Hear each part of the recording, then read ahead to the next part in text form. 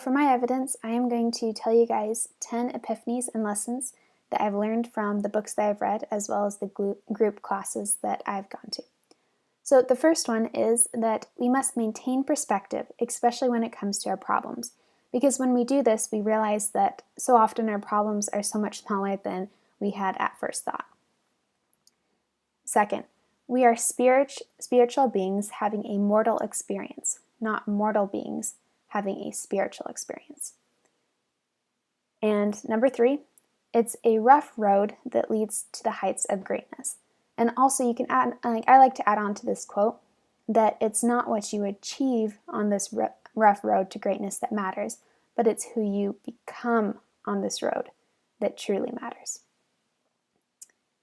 And 4 is that that which we persist in becomes easier, not that the nature of the task has changed, but our ability to do so has increased. And this is a quote from Ralph Waldo Emerson. And number 5, comfort is wonderful, but it can also be a trial, because it can prevent us from challenging ourselves and becoming our best self. So we have to be careful with not becoming too comfortable. And number 6, we need to shift our mindsets on how we view obstacles, because so often we view them as bad, but we instead need to view obstacles as good. We need to be excited to conquer the obstacles that come our way, and instead of just dreading them.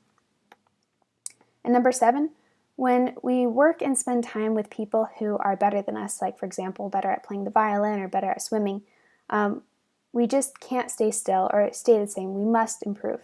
And that's why we need to surround ourselves with good people and good friends who are constantly building each other up and learning and becoming their best self as well. And number 8, what you are thinking, you are becoming. And I really like that quote because it talks about how we need to be conscious of our thoughts. And number 9, always ask, what does this teach me? And how can I improve? So whether something goes to plan or doesn't, something bad happens, something good happens, we need to ask ourselves, what does this event teach me and how can I learn from it? And number 10 is that mindsets are huge.